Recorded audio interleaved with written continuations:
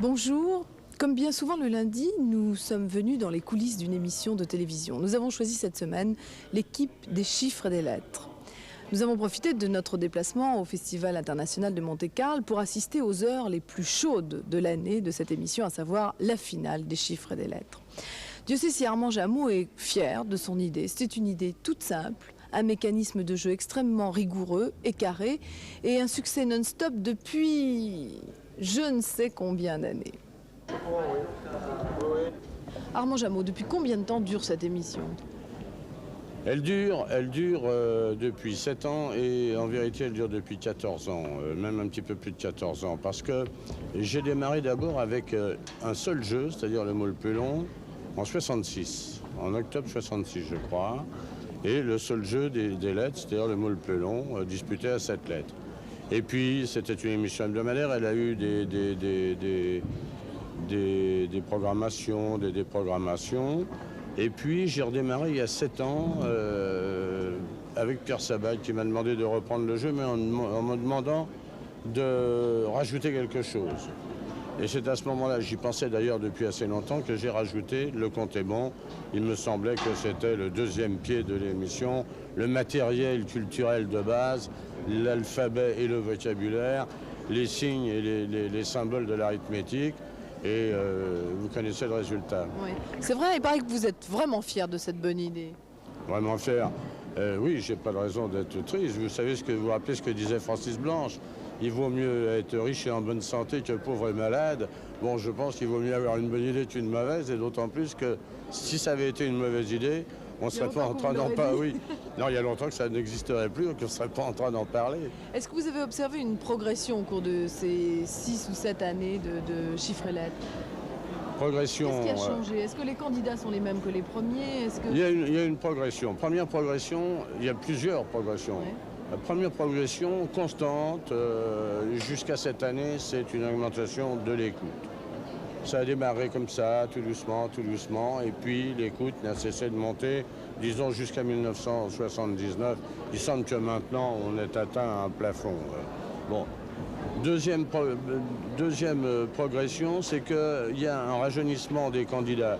Non pas qu'il y ait moins de téléspectateurs adultes ou du troisième âge qui nous écoutent, mais il y a maintenant, arrivant à l'âge de la candidature, si vous voulez, comme le jeune de la Patelière, il y a des jeunes gens qui ont presque appris à lire en regardant les chiffres et des lettres, appris à compter avec les chiffres et des lettres, et qui arrivent maintenant à l'âge de la candidature, qui sont des candidats et qui se révèlent particulièrement brillants, notamment dans Le Compte est bon. Et dans les lettres aussi, bien sûr, mais ils sont beaucoup plus forts maintenant au Compte est bon que ne l'étaient les candidats d'il y a, mettons, 4 ou 5 ans. Vous avez annoncé une modification à la règle du jeu, à savoir que vous allez ajouter une lettre. Pour quelle raison ? Parce que nous pensons que d'abord ça ouvre une nouvelle tranche de vocabulaire. Nous avons démarré avec 7 lettres. Ça a duré avec 7 lettres pendant 7 ans au moins. Et puis ensuite, personne n'a bronché, personne n'a protesté quand nous sommes passés à 8 lettres. Et maintenant, je pense qu'on va rajouter une neuvième lettre. Je pense que ça ne va pas choquer les habitués des chiffres et des lettres. Ils pourront toujours faire des mots de 5 lettres, de 6 lettres, de 7 lettres, mais peut-être ça va ouvrir une nouvelle tranche de mots. Et puis ça va obliger les spécialistes, ceux qui se sont créés un système, ça va les obliger à tout recommencer. Les pauvres. C'est pour Cordier que vous dites ça. C'est pour leur donner encore un petit peu des raisons de se distraire. Alors les téléspectateurs regrettent une modification que vous n'apportez toujours pas alors qu'ils l'attendent. Pourquoi toujours exclusivement le petit Larousse comme référence ? Écoutez, c'est une question qu'on se pose nous aussi depuis très longtemps. Il faut dire que, comme on était en train de l'évoquer, l'émission a une quinzaine d'années, 14 ans. Bon, à l'époque, quand on a démarré l'émission, il paraissait assez évident d'utiliser le dictionnaire qui était à l'époque, disons, qui dominait et qui était pratiquement le seul sur le marché. Il y en avait d'autres, mais qui étaient moins connus. Maintenant, c'est plus tout à fait la même chose. Il y a le dictionnaire Larousse, il y a le petit Robert qui s'est fait une place sur le marché. Je m'excuse, quelqu'un va sûrement me reprocher de faire de la publicité. Il y a le dictionnaire Hachette, il y a le Tillet, il y a un certain nombre de dictionnaires. Et au fond, disons que c'est un peu l'habitude. Et c'est vrai qu'on a reçu énormément de lettres de gens nous disant pourquoi celui-là. Parce qu'il est vrai qu'il y a des mots qui ne sont pas dans le petit Larousse, qu'on peut trouver dans d'autres dictionnaires, dans ceux que je viens de citer, que ce serait trop compliqué d'avoir... Il faudrait 3 Max Favalelli, pratiquement un à chaque dictionnaire. Il faudrait que Max ait 3 paires d'yeux, 3 mains droites pour fouiller dans 3 dictionnaires. Mais c'est peut-être pas impossible qu'on utilise 2 dictionnaires. Après tout, Bertrand peut peut-être bien donner un coup de main à Max Favalelli. Vous avez aussi annoncé la création depuis quelque temps déjà de clubs des chiffres et des lettres. Quel intérêt cela représente pour vous, producteur de cette émission?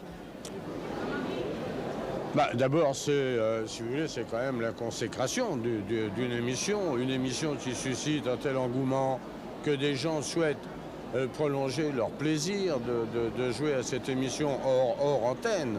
Souhaitent se réunir entre eux pour jouer à l'émission. Disons que c'est une forme de consécration. Je préfère ça à des gens qui diraient « Oh, cette émission, la barbe ». Bon, c'est bien que des gens aient envie de se réunir pour jouer à notre jeu. Ensuite, c'est un lien avec le téléspectateur. Il y a beaucoup de gens qui nous écrivent en disant « Ah, je cherche dans ma ville des gens pour jouer.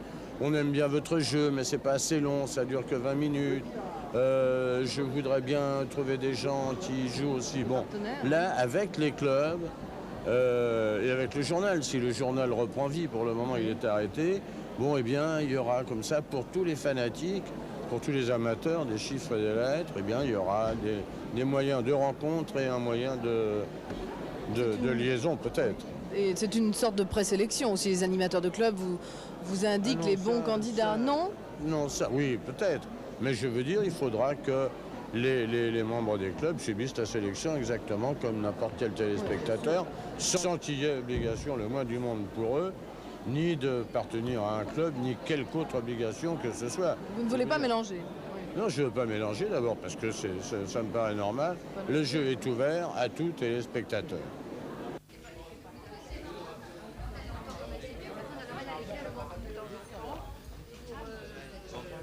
Chaque semaine, le vendredi, sur le Studio 4, l'équipe des chiffres et des lettres enregistre 8 émissions.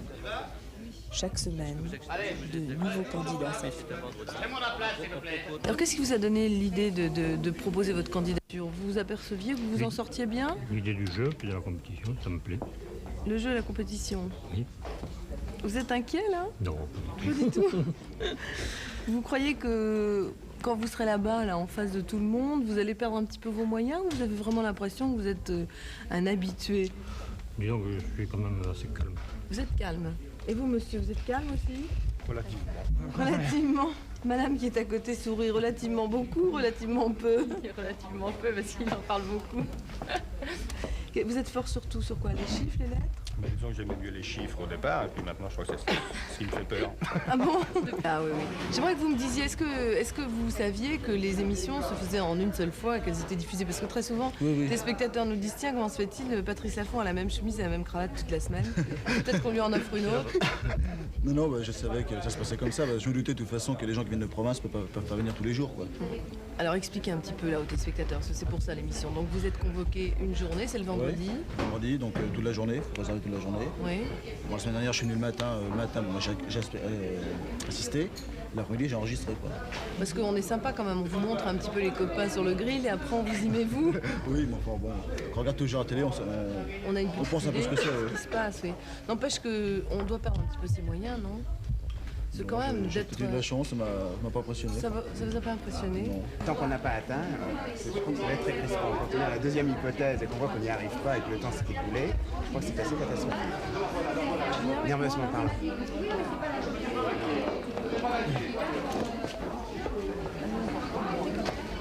Vous espérez aller loin ou vous êtes juste venu pour voir, pour vous mesurer à vous-même? Je crois que c'est un jeu. Et ma foi, un peu de chance, un peu de malchance, un manque de concentration. Vous trouvez que la chance intervient beaucoup? Oui, parce que si vous avez le malheur de rater un compte que vous avez demandé, en fait, c'est votre tour.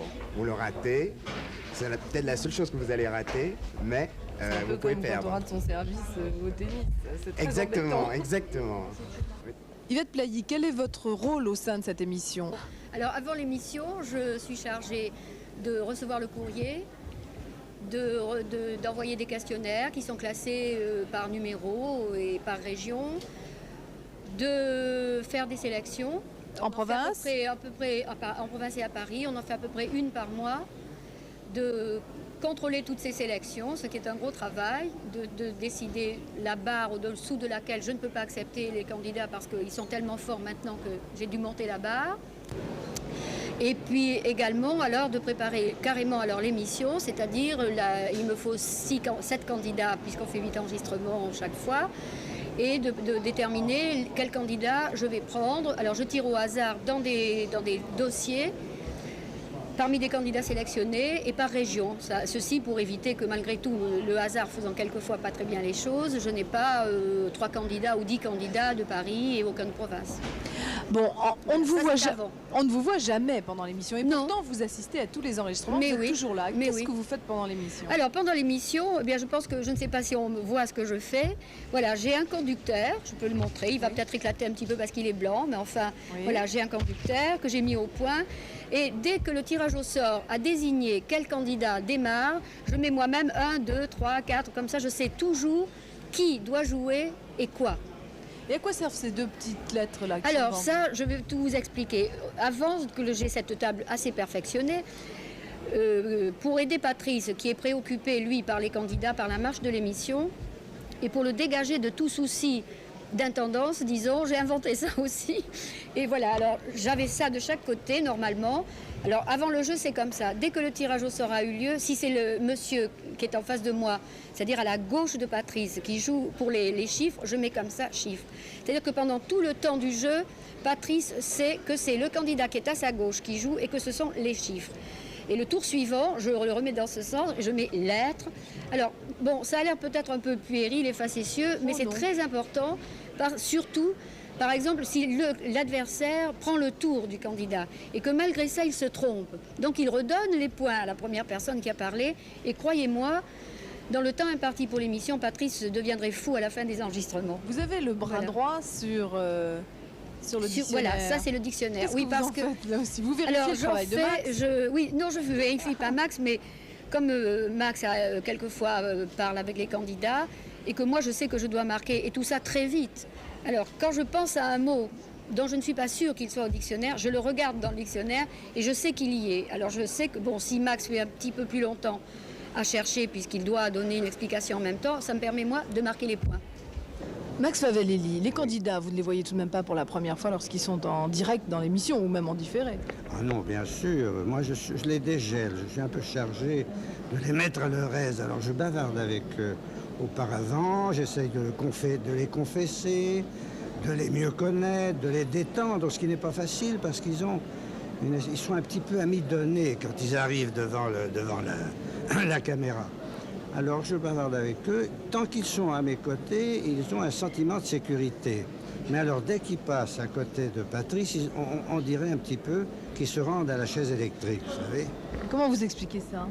Eh bien je crois que ça tient à une chose, c'est que ils se disent pendant qu'ils sont devant la caméra, ce soir, il va y avoir tous mes amis, tous les copains, tous les employés qui travaillent avec moi, mes parents vont me voir. Et si jamais je lâche une bourde énorme, je vais être la risée de ces gens-là pendant des années, comprenez-vous?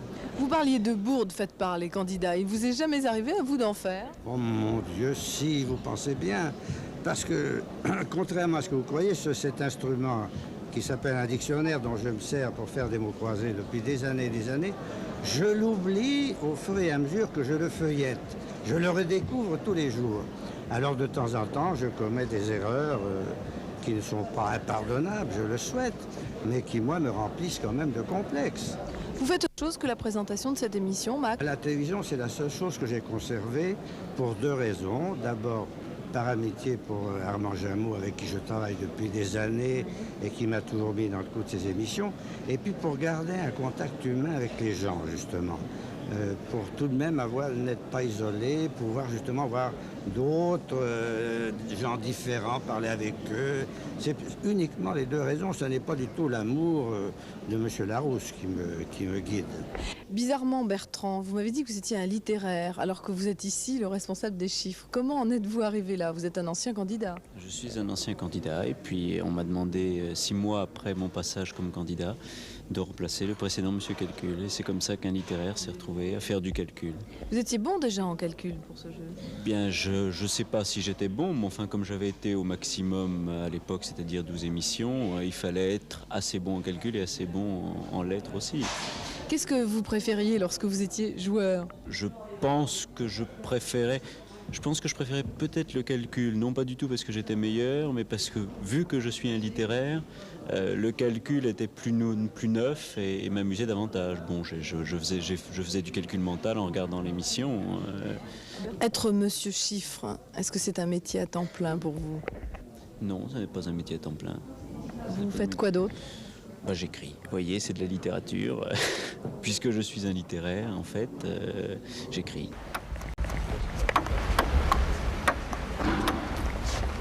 Je voudrais qu'on travaille un peu. Patrice, c'est toi le premier animateur des chiffres et des lettres. Depuis le début, c'est toi qui présente l'émission.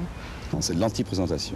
C'est-à-dire qu'il faut être là, mais que généralement un animateur est fait pour parler, pour interviewer des gens.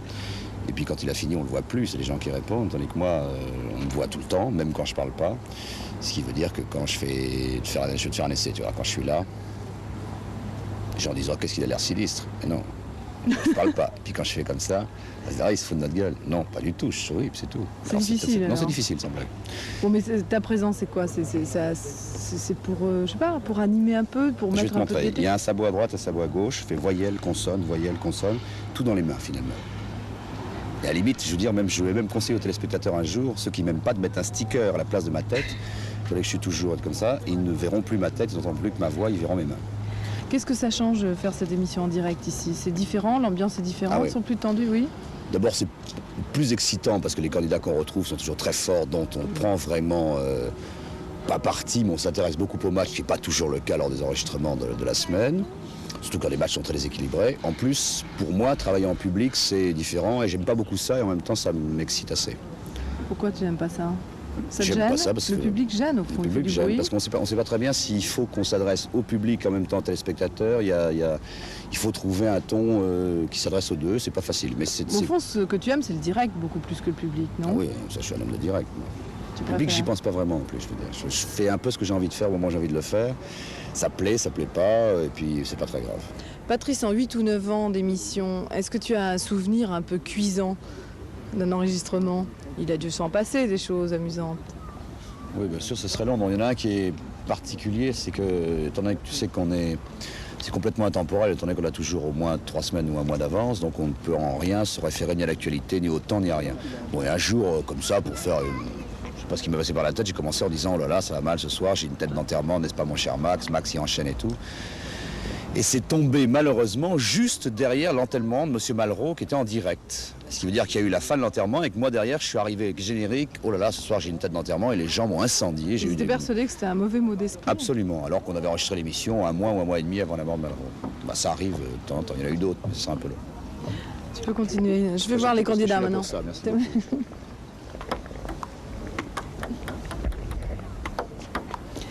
J'aimerais savoir comment vous vous préparez à cette émission. Là, on a ici les 2 finalistes de Monte-Carlo et je crois que vous vous préparez de différentes façons. Dans l'ensemble. Aujourd'hui, non, dans l'ensemble. Je dirais qu'il y a 2 préparations. Il y a une préparation technique, la technique du jeu, et il y a aussi une préparation psychologique. Je pense que c'est au moins aussi important. Parce que je pense que 2 candidats à peu près de la même valeur, s'ils n'ont pas le sang-froid nécessaire, peuvent craquer au mauvais moment et c'est ce qui peut faire la différence. Le sang-froid, il vous en a fallu pour les directs, là? C'est plus difficile qu'en studio à Paris, en public? C'est différent, mais je pense pas que ça soit plus difficile. C'est plus difficile parce que les concurrents sont plus coriaces, mais je pense pas que ça fasse la différence. Et vous avez dit que vous vous prépariez aussi, pour les chiffres et les lettres. Comment faites-vous pour les lettres, par exemple? Quelqu'un m'a dit que vous appreniez dictionnaire. C'est vrai ou c'est pas vrai? Je pense que... Systématiquement, tous les mots qui font 7 et 8. Je dirais que c'est la question rituelle, mais il est certain que je connais plus de mots que la moyenne des gens qui regardent ça sans se préparer, mais dire que j'apprends tout par cœur, c'est peut-être beaucoup dire. Mais je veux dire par là, est-ce que vous vous êtes mis à vous intéresser aux mots du dictionnaire dès l'instant que vous avez décidé de jouer à ce jeu, ou est-ce que déjà, de nature, vous étiez Non, ça assez... s'est pas passé exactement comme ça. J'ai joué comme tout un chacun, ça m'amusait, je me débrouillais sans plus, enfin pas trop mal. Et puis, voyant que je pourrais peut-être passer un jour, pour pas être trop minable, je me suis préparé plus sérieusement. Et vous, Thierry, on dit que vous êtes la star du direct et de l'improvisation. Vous n'avez rien préparé, jamais? Non, jamais. Mais sincèrement, là. Ah oui, oui, totalement sincèrement. C'est-à-dire, vous avez eu l'idée de jouer pourquoi? Parce que ça marchait bien de chez vous? Non, parce que ça rapportait un peu d'argent. C'est vraiment la seule raison? Non, non. Vous savez. Non, à l'époque, il paraît qu'il n'y avait pas de sélection, alors les candidats qui passaient étaient plutôt moyens. Ouais. Moi, alors, par rapport à eux, j'étais pas trop mal, quoi. Puis il se trouve que depuis, il y a eu des sélections. Alors, il y a des gens comme Jean-Paul, Franck, Jean-Philippe, inaccessibles, quoi, mais enfin, on se marre bien. Pour quelqu'un qui ne se prépare pas, ce sont des gens inaccessibles. Bon. Ouais. Ils connaissent des mots qu'on ne connaît pas, quoi. Que le commun des mortels ignore. Oui, mais quand vous avez vu que vous risquiez d'arriver là à Monte-Carlo, vous n'êtes pas dit, et si je m'y J'ai dit mettais, valable, c'était une trop tard. semaine à passer au soleil, extraordinaire. C'est pas si mal, tout compte fait. Et vous travaillez de quelle façon? Je crois que vous avez... Oui, ma préparation est à peu près analogue à la sienne. Oui. Alors, ce que j'aurais à dire n'est pas tellement intéressant, puisque je n'ai... Il va dire la même chose après. Je suis demi-finaliste, lui est finaliste, alors je pense que ce serait plutôt lui de... Non, mais expliquez-moi vous, votre façon de vous entraîner. Ma façon de m'entraîner est classique, surtout technique. Il y a 3 consonnes d'entrée, et dès que les 3 consonnes sont sorties, on aperçoit à peu près... vous voyez déjà? Je vois à peu près le quand mot les qui consonnes sortira, sont oui. sorties Oui. Ah, c'est ça, vous gagnez du temps. Puis c'est une question d'habitude aussi, une question d'entraînement. Étant donné que je suis adhérent du club marseillais des Chutes des Lettres, de M. Mandras, j'ai la possibilité de m'entraîner tous les vendredis pendant plusieurs heures, et ce qui m'a permis d'accéder à ce niveau. Vous êtes le plus fort en quoi, vous? Légèrement en chiffres, oui. Ouais. Mais j'ai réussi ces dernières années à combler un petit peu le retard que j'ai possédé en lettres. Mais vous pensiez arriver en finale? Je pensais... c'est normal, c'est un secret espoir que l'on possède chacun en soi. Mais dès que j'ai appris le tirage au sort, j'ai su que ce serait très difficile, mais je n'avais pas perdu espoir. Et vous, Jean-Paul?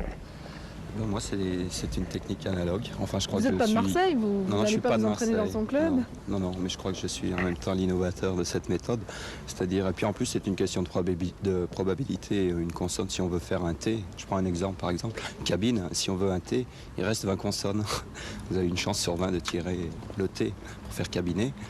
Enfin, quand vous voulez un U, vous avez une chance sur 5. Et comme si vous avez cabine, il est sorti E à I. En fait, vous avez une chance sur 5 multipliée par 3 parce que E à I ne reviendra peut-être pas forcément. Alors c'est une question de probabilité et puis de technique. J'ai envie d'employer un grand mot, mais vous allez me dire si c'est vrai. On chuchote dans les coulisses ici que vous vous dopez. Non, c'est pas vrai. C'est pas vrai, mais... Enfin si, c'est vrai, à moitié quoi. C'est-à-dire que depuis les quarts de finale où j'avais cogité beaucoup et j'ai eu peur de craquer nerveusement, je prends un produit pas du tout chimique, un produit naturel pour me renforcer les nerfs, c'est vrai. Pour vous renforcer les nerfs? Ouais. En plus l'an dernier j'avais craqué, alors je pense que cette année je craquerai plus. C'était très mignon et très attendrissant. Vous êtes devenu un grand garçon. Alors dites-nous, qu'est-ce que vous prenez là pour tenir le coup? On a le droit de savoir. De la laitance de poisson tout simplement. Et qu'est-ce qui vous a donné ça? Un médecin? Non, tout seul. Comme ça, de bouche à oreille? Oui, de bouche à oreille plutôt. Alors.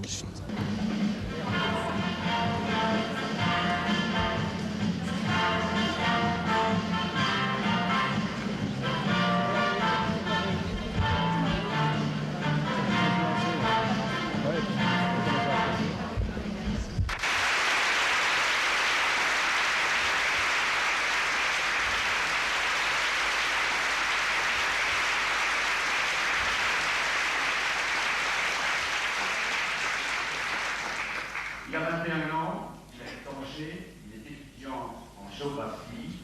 Qui pouvait soupçonner qu'une idée aussi simple, un mécanisme de jeu aussi rigoureux, pouvait exiger autant de préparation? Au revoir, à demain.